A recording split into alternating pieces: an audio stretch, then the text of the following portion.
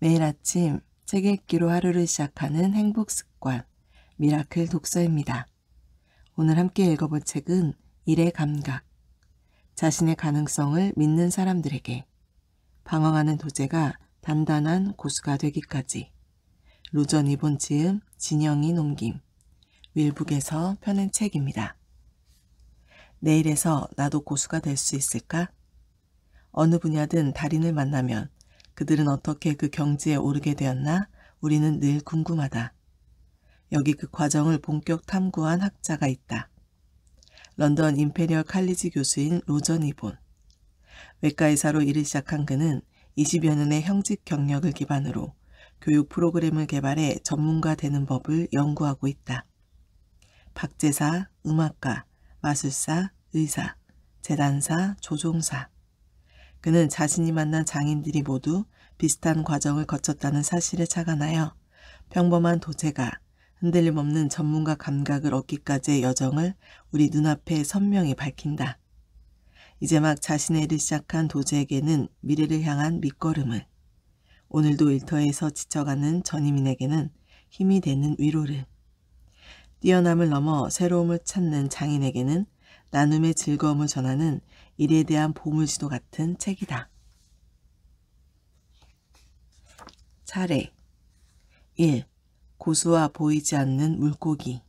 2. 외과의사와 양복장이. 3. 수감생활. 4. 감각 사용하기. 5. 공간과 타인. 6. 실수 바로잡기. 7. 자기 자신 말고. 8. 목소리 키우기. 9. 임기응변 배우기. 10.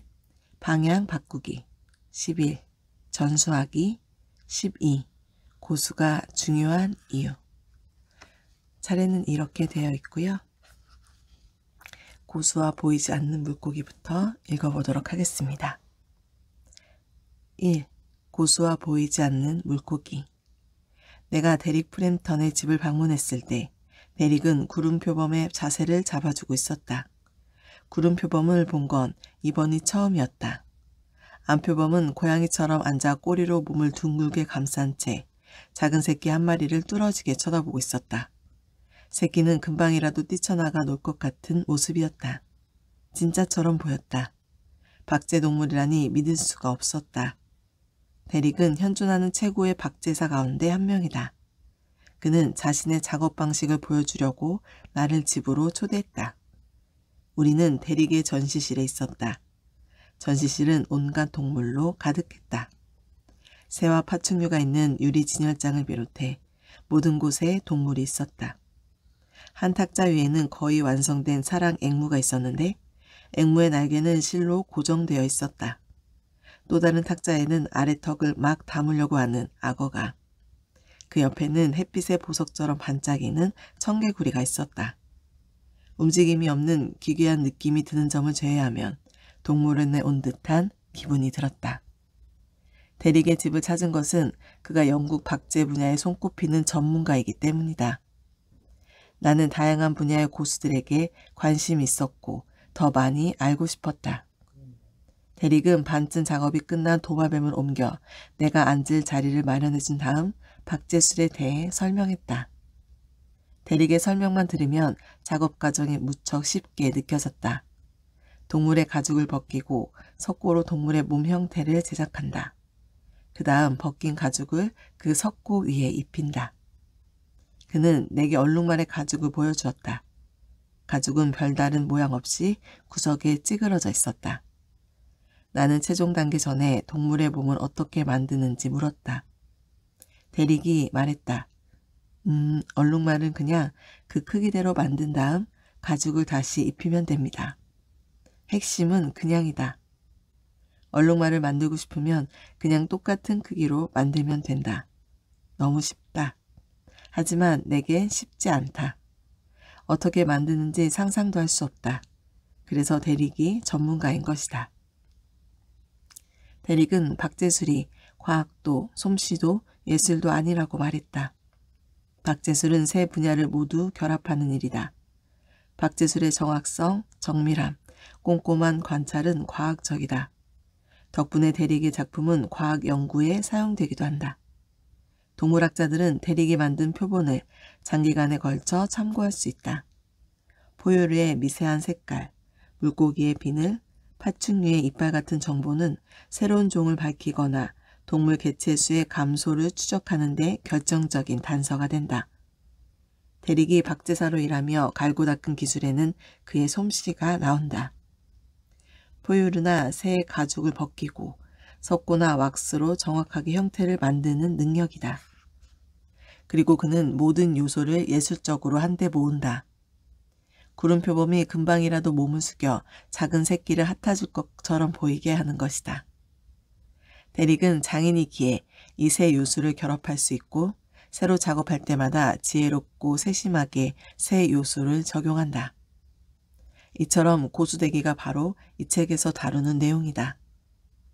고수대기. 나는 의사다. 의학 또한 과학, 솜씨, 예술을 전부 합치는 일이다. 물론 의학의 기초는 과학이다. 학창시절 내가 그토록 오랫동안 공부한 사실적 지식 말이다. 솜씨는 내가 일하는 방식, 환자를 진찰하고 수술하거나 진료실에서 그들과 대화하는 부분이다. 예술은 내가 각각의 환자를 이해하면서 의사로서의 내 개성을 환자에게 발휘하는 방식이다. 대릭과 나는 연관성이 처음에는 뚜렷하지 않을 수도 있다. 분명 박제술과 의학은 별개의 분야로 생각되기 때문이다. 하지만 실제로는 그렇지 않다. 기초적인 내용을 설명해 준 뒤 대릭은 나를 작업실로 안내했다. 작업실은 마치 연금술사의 실험실 같았다. 한창 진행 중인 작업물로 가득했다. 새, 포유류, 물고기, 파충류, 모든 종류의 동물들이 있었다. 대릭은 크고 작은 동물들의 표본 과정을 단계별로 보여주었다. 다람쥐 꼬리 겨울 잠쥐 한 마리가 작업대 위에 있었고 고릴라 머리가 벽에 걸려 있었으며 영양의 몸통이 구석에 세워져 있었다. 작업실에서는 접착제와 석고 냄새가 나고 옆방에서는 꾸르륵대는 소리가 들려왔다. 작업실 한가운데는 대릭의 스승이 물려준 가장 소중한 연장을 보관하는 나무 장롱이 있었다. 대릭은 그 속에 보관한 많지 않은 연장을 수십 년 동안 사용해왔다. 장롱은 태엽 방식 축음기 정도의 크기로 금속 손잡이가 달린 선반 2개의 연장을 넣을 수 있었다. 장롱 맨 위에는 회전판이 있고 그 위에 작은 점토 개구리가 대릭의 조각도 옆에 놓여 있었다. 회전판을 손으로 천천히 돌리면서 작업하면 개구리 같은 작은 종도 손상 없이 작업할 수 있다. 작업실에 있는 물건은 모두 필요한 도구다. 그의 작업실에는 과학, 솜씨, 예술이 하나가 된다. 대릭은 45년 동안 박제사로 일했다. 얼룩말, 뒤지, 코모도 도마뱀, 물고기 등 온갖 동물을 표본으로 만들었다. 그의 작업물은 박물관, 동물원, 개인 수집가에게 인기가 좋다. 작업 대부분이 새로운 표본을 만드는 일이지만 멸종 위기이거나 아주 희귀하여 과학 연구에 필요한 동물의 보존 작업을 하기도 한다.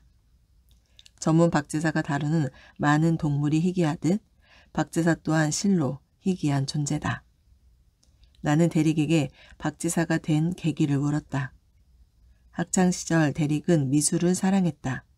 손재주가 좋았으나 난독증이 있어서 공부는 어려웠다.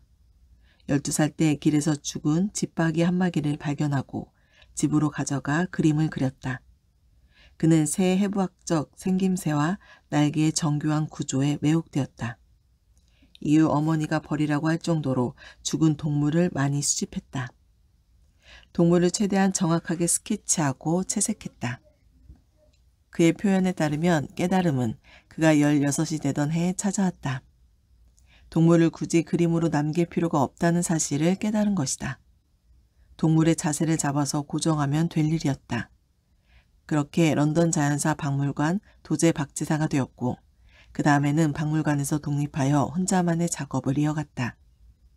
이제 대릭은 박제 분야에서 세계적으로 유명한 전문가가 되었다.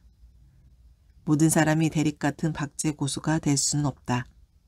모두가 그러고 싶지도 않을 것이다. 하지만 대릭 같은 사람들이 어떻게 그런 전문가가 되었는지 알아내는 일은 우리 모두와 관련이 있다. 전문가는 무엇을 의미할까? 어떻게 고수가 될까? 대릭은 무엇 때문에 일에 그저 능숙한 사람이 아니라 장인이 되었을까? 실제로 여러 분야의 전문가가 되는 일은 어렵지만 우리는 모두 각자의 일을 능숙하게 해내는 장인이 될 수 있다. 장인이 되려면 선택한 분야에 집중해야 한다. 잡념을 밀어두고 오랫동안 그 일에 골몰해야 한다. 시간이 오래 걸리고 품이 많이 드는 과정으로 좌절도 많이 겪는다. 당연한 말 같으나 많은 사람이 종종 간과하는 대목이다. 우리는 즉각적인 결과를 요구하는 세상에 산다. 또한 재능은 타고난 것이고 어떤 분야에서 능력을 발휘할 수 없으면 그 분야는 추가할 가치가 없다고 믿도록 배운다. 나는 이런 생각이 옳지 않다고 생각한다. 전문가가 되어가는 길에는 그에 따른 보상이 있다. 통달을 향한 느린 전진은 아주 만족스러우며 인간의 근본 욕구를 충족시킨다. 무엇보다 해보기 전에는 우리에게 어떤 재능이 있는지 알 수 없다. 들어가며 이 책은 고수 그리고 고수되기란 무엇인지 다룬다. 나는 오랫동안 전문가에게 매혹되었다. 그들을 지켜보고 그들과 대화하고 일하고 생각하고 그들에게 배우고 경탄하며 여러 해를 보냈다. 지난 몇 년간 내가 참여한 대학의 수업과 연구에서 이 주제를 중점적으로 다루었다. 나는 다른 사람이 쓴 글을 읽고 개인으로든 집단에서든 고수가 된 사람들을 다룬 이론을 살폈다. 다양한 분야에서 세계적으로 손꼽히는 전문가들과 셀 수 없이 많은 시간을 보내며 무엇이 그들을 지금의 모습으로 만들었는지 헤아려 보고자 했다. 매 순간 내 마음을 사로잡은 것은 전문가였다. 이론적 의미의 전문성이 아니라 전문가 그 자체. 전문성이 있는 사람과 전문가는 다르다. 나는 전문가일까? 다른 사람이 보기에 그럴 수 있다. 내가 의사 자격을 얻은 지 40년이 넘었다.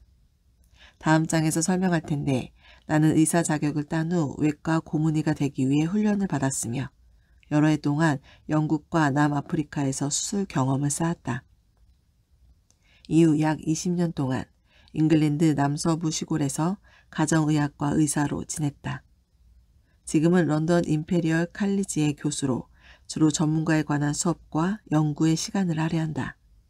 하지만 내가 전문가라는 느낌은 들지 않는다.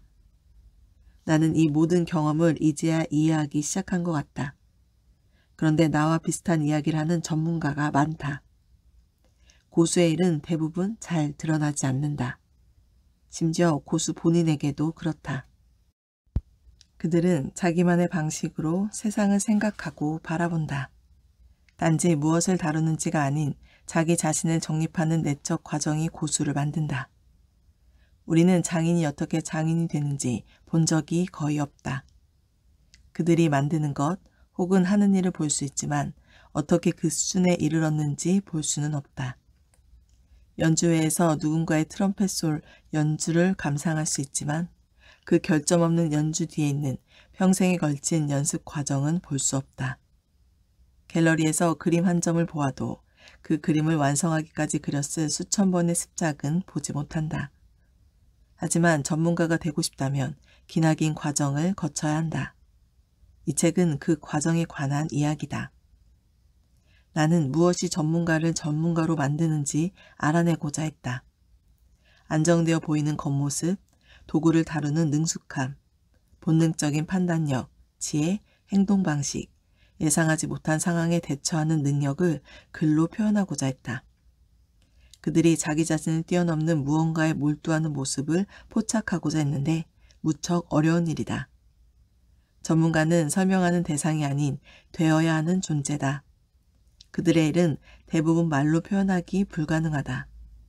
몸소 해보면 비로소 고수가 얼마나 훈련된 존재인지 이해한다. 그들의 예술이 그들이 만드는 예술을 숨긴다. 고장난 난방장치를 수리한 나이든 보일러공 이야기와 같다. 보일러공은 난방장치를 수리하기 전 고객에게 질문을 몇 개 던진다. 그리고 장치에 귀를 기울이다가 작업복에서 망치를 꺼내어 파이프 하나를 세게 친다. 그러자 난방장치가 다시 작동한다. 이 모든 과정에 걸린 시간은 고작 몇 분이었는데 그는 고객에게 80만 원을 청구한다. 화가 난 고객은 망치 한 번 쓴 일에 터무니없이 많은 돈을 달라고 한다며 보일러공에게 항목별로 금액을 청구해달라고 요구한다. 보일러공은 대답한다. 망치 사용값 8만 원, 어디를 두드려야 할지 아는 값 72만 원. 보이지 않는 물고기. 그렇다면 누군가가 고수인지 아닌지를 어떻게 구별할 수 있을까? 우리는 때로 고수를 바로 알아본다. 연주회, 극장, 전시회에서 그리고 박제사 대립 같은 사람의 작업을 보고 직접 판단할 수 있다. 가끔은 작업 과정을 보지 않아도 전문성이 있다고 믿는다. 외과의사, 요리사, 건축가의 경우가 그렇다. 이런 전문가들은 신비로워 보이며 우리는 그들의 일을 절대 못 해낸다는 사실을 안다. 우리가 알아보지 못할 때가 많지만 우리 주변에는 고수가 가득하다. 숙련된 정비공이 차를 고쳐줄 때나 솜씨 좋은 배공관이 새 욕실을 설치해 줄 때 이들이 대단한 전문가라는 사실을 놓치기 쉽다. 우리에게 자동차와 욕실은 너무 친숙한 공간이기에 작업을 하는 데 필요한 전문성을 당연시하며 눈치채지도 못한다. 하지만 이런 종류의 작업은 오랜 경험에서 나온 결실이다. 세상이 전문가를 바라보는 방식에 따라 우리도 그 가치를 판단하기에 잘못된 판단을 할 수도 있다. 외과의사, 비행기 조종사, 피아니스트를 최고로 치는 사람은 많다. 반면 차란 정비공, 미장공, 배관공을 평가절하한다. 그런데 전문가라는 존재의 본질, 즉 문제의 핵심을 찾아 기술, 판단력, 세심함으로 고치는 지혜는 모든 분야에서 공통으로 나타난다. 이런 과소평가는 그 작업이 지나치게 익숙할 때 나온다. 그 반대의 경우도 마찬가지다. 박제술은 워낙 사람들의 일상과 동떨어진 일이다 보니 다들 대리의 전문성을 잘 인지한다. 천장을 밀칠하는 미장이, 창틀을 만드는 목수의 작업도 박제사와 같은 예술성, 솜씨, 과학이 필요할 수 있다. 그러나 천장과 창틀은 너무 익숙해서 우리는 이런 숙련공이 얼마나 대단한 장인인지 인식하지 못한다. 사실 외과의사와 소목장이에게 필요한 기교와 섬세함은 놀라울 만큼 비슷하다. 두 집단 모두 고된 길을 걷지만 소목장이보다 외과의사를 높이 두는 위계가 그들이 공유하는 공통 집안을 숨긴다. 전문가 되기의 핵심은 특정 분야가 아닌 전문가가 되기 위해 거치는 과정이다. 그러므로 전문가 되기는 우리 모두에게 적용된다. 우리는 각자 자기만의 관심거리가 있다. 운전이든 테니스든 출판이든 회계든 컴퓨터 키보드든 악기 연주든. 그러나 우리는 자기 자신의 전문성보다 다른 사람의 전문성을 더 잘 알아본다. 이메일을 작성하든 교향곡을 작곡하든 간에 말이다. 전문가는 눈에 띄지 않을 때가 많긴 하지만 그들을 보고자 한다면 찾을 수 있다. 자연세계를 관찰하는 일과 비슷하다. 어느 날 나는 오랜 친구와 강둑을 따라 걷고 있었다. 열정적인 낚시꾼인 그는 자신의 취미생활을 내게 설명했다. 사실 이건 물고기를 잡는 일이 아니야. 물고기를 관찰하는 일이지. 나는 친구의 말을 이해할 수가 없었다. 강이 굽어진 곳에 도착하자 그는 뭔가를 가리켰다. 저기 보여? 그저 물 위에 잎사마귀 몇 개가 떠다니고 파리 몇 마리가 햇빛 속에서 몰려다니고 있을 뿐 특별하지 않았다. 봐, 아주 많아. 친구는 손가락으로 가리키며 어떤 물고기를 보았는지 말해주었지만 나는 한 마리도 볼 수 없었다. 친구가 말했다. 숨을 좀 돌리고 지켜봐. 볼 수 있을 거야. 뚝에 서서 눈에 힘을 빼고 바라보니 수면의 그림자가 사실은 물 아래서 빠르게 움직이는 물고기라는 사실을 깨달았다. 종류는 알 수 없지만 물고기가 있다는 것은 알 수 있었다. 친구는 어렸을 때부터 낚시를 했다. 그는 작은 단서들을 모아 물의 상황을 들여다볼 수 있었다. 그 단서들을 나는 이해할 수 없는 그만의 언어가 되었다. 찬 물결의 움직임, 흐르는 그림자, 햇빛의 반짝임, 파리들이 수면을 빠르게 움직이며 그리는 모양. 그는 이 모든 언어를 해석하고 이해할 수 있으며 물고기 종류를 구별할 수 있다. 고수는 보이지 않는 물고기와 같다. 그들은 우리 주변 평범한 풍경 속에 숨어 있다. 너무 겸손한 나머지 본인의 재주가 얼마나 뛰어난지 인식하지 못하기도 한다.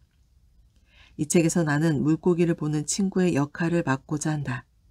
우리 주변에서 함께 살지만 보이지 않는 물고기를 향해 손을 뻗을 것이다. 전문가를 어떻게 알아볼지 설명하고 그들이 공유하는 특성을 살펴보고 우리가 그들의 삶에서 무엇을 배울 수 있는지 탐구할 것이다. 전문가 연구는 쉽지 않다. 전문가는 종종 자신이 하는 일을 설명하느라 애먹는다. 무의식적으로 작업에 임해서 그들조차 의식할 수 없는 그 과정을 말로 표현하기는 거의 불가능하다. 하지만 전문가는 우리에게 작업 과정을 보여줄 수 있다. 우리는 전문가의 공방, 작업실, 공연장, 병원, 수술실을 찾아가서 그들이 일하는 모습을 관찰할 수 있다. 그렇지만 작업의 절묘함이나 그들이 내리는 판단, 작업에 필요한 지혜를 이해하기는 어렵다. 우리의 공감을 불러일으키고 우리의 경험을 밝혀줄 전문가를 어떻게 찾을 수 있을까? 전문가가 보이지 않는 물고기라면 그들을 어떻게 알아볼 수 있을까? 물고기가 있는 곳으로 가는 것이 한 가지 방법이다. 물고기들이 모이는 강에 굽이진 곳을 찾아가는 것이다. 영국에서는 그런 장소 중 하나가 예술 노동자 길드이다. 나는 이곳을 우연히 발견했다. 몇 년 전 런던 중심가의 블룸스버리를 돌아다니다가 퀸스퀘어에 가게 됐다. 퀸스퀘어는 그레이트 오몬드 스트리트 어린이병원과 국립신경전문병원 같은 유명한 병원들이 있어 의학계에 잘 알려진 곳이다. 6번지 문 위에 예술 노동자 길드라고 쓰여있는 아름답게 색칠한 간판 하나가 눈에 들어왔다. 마침 런던은 오픈가든 스퀘어스 위켄드 행사로 수백 개 기관이 내부를 개방한 상태였다. 6번지 문은 열려 있었고 나는 그 문 뒤에서 또 다른 세상을 만났다. 예술 노동자 길드는 1884년 순수미술과 응용미술을 대등한 위치에 놓고자 젊은 디자이너들과 건축가들이 시작한 모임이다. 그때는 미술과 공예운동의 시대였다. 화가이자 직물 디자이너, 작가, 사회활동가인 윌리엄 모리스는 그 운동의 가장 주도적인 인물 중 한 명으로 초기 협회장이었다. 이제 길드에는 도예, 식물 일러스트, 인물 조각, 건축 드로잉, 석고 장식, 보석 세공 등 60가지가 넘는 분야의 전문가들이 소속되어 있다. 은세공인, 유리공예가, 인쇄인, 의사 등의 전문가 집단은 대체로 회원들의 직업이 같은데 예술 노동자 길드는 그렇지 않다. 회원들의 직업은 다양하다. 내가 책에서 소개할 고수 중에는 예술 노동자 길드 회원이 많다. 나는 예술 노동자 길드 사람들에게 매혹되었다. 이들 개개인은 아주 숙련된 기술자다. 각자의 분야에서 최고여야 협회에 가입할 수 있으니 말이다. 모두 좋은 작업이 중요하다는 신념을 지니고 어려운 솜씨를 익히느라 오랜 시간을 보낸 사실에 대한 은근한 자부심을 공유한다. 범상치 않은 사람들이며 별난 사람이 많다. 나는 이들과 점점 더 많은 시간을 보내게 되었고 결국 길드에 가입하게 되었다. 길드 사람들 및 이 책에서 만나게 될 고수들과 시간을 보내면서 그들의 작업에서 통찰을 얻었다. 비록 의학과 관련 있는 사람은 없지만 나는 그들과 내 경험 사이의 유사성을 보았다. 고수가 되어가는 여정에 대한 내 생각을 검증하는 시간이었다. 그 생각들을 발전시켜 책에 담았다. 나는 평생을 의사로 살아오며 전문가가 되는 경로를 걸어보았다. 다른 사람들의 경험도 이러한 길 걷기에 비유할 수 있다는 사실을 알았다. 이 책의 핵심은 도제 모델이다. 도제 모델은 유럽에서 수백 년 동안 널리 퍼졌고 전 세계적으로 이에 상응하는 제도가 있다. 많은 사람은 이 모델을 숙련공을 길러내던 중세 길드 체제와 연관해서 생각한다. 영국에서는 많은 도제 시스템이 사회적, 정치적, 사업적 변화로 완전히 뿌리 뽑히긴 했다. 그래도 이 모델은 고수에 대해 고찰할 때 유용하다. 역사적으로 도제 시스템은 기술이나 무역을 배우는 과정을 지칭하지만 내게는 박제사, 교사, 배관공, 조종사 등 전문가가 되는 모든 과정을 의미한다. 도제 모델에 대해 자세히 생각해 본 사람은 없어도 직관적으로 이해하는 사람은 많다. 결정적으로 이 모델에는 진행의 의미가 담겨 있다. 나는 책 전반에 걸쳐 이 모델을 하나의 뼈대로 쓸 것이다. 전문가 되기는 전통적으로 세 단계로 구성된다. 도제, 전임의, 그리고 고수.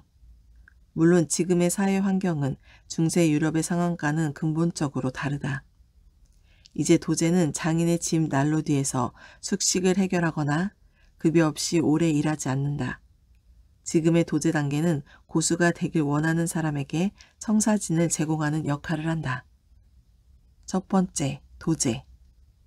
아무것도 모른 채 일을 시작한다.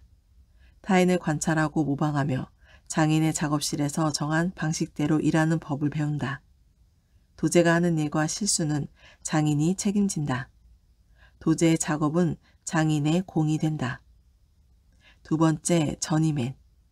독립적인 전문가로 경력을 시작하는 단계다. 장인의 작업실을 떠나 돌아다니면서 자신의 작업에 책임을 진다. 실수도 스스로 대처해야 한다. 경험을 쌓고 기술을 다듬으면서 폭을 넓혀나가고 자신만의 개성을 발전시킨다. 세 번째, 고수. 마침내 작업실을 내고 지식과 전문 기술을 미래 세대에게 전수한다. 자신의 분야를 살피고 발전시키기 위해 할 수 있는 일을 한다. 자기 분야에 더 큰 책임감을 느끼며 때로는 새로운 방향을 제시하기도 한다. 이 세 단계는 기술의 습득 정도를 보여주는 유용한 지표다. 하지만 상태를 기술할 뿐 과정을 해석해 주지는 않는다. 고수로 가는 경로에서 거치는 지점들을 알려주지만 가는 방법이나 어디까지 갔는지 알 수 있는 법은 알려주지 않는다. 이 단계들은 전체 과정을 나누고 각 단계 안에서는 변화가 없는 듯 다룬다. 계량적 접근법인데 사실 중요한 것은 계량할 수 없다. 전문가가 되어가는 과정에서는 단지 기술적 변화가 아니라 정체성 변화도 일어난다. 이 변화는 눈에 보이지 않으며 수량화하기 어렵다. 심지어 본인도 알아채지 못할 때가 있다. 개인적 특성과는 상관없이 전문성을 중점적으로 다룬 연구는 많다. 속성과 능력의 관점에서 전문성을 바라보는 연구들이다. 전문성은 기술을 성취한 사람과는 별개로 생각된다. 전문 기술이 있으면 열장이 음을 만들거나 네트에 농구공을 넣을 수 있다. 나는 전문가가 되어가는 동안 내면에서 무슨 일이 일어나는지, 고수가 된다는 것이 어떤 의미인지, 동료, 대중, 세상이 알아보는 단 한 명의 전문가가 된다는 것이 어떤 의미인지에 관심이 있다.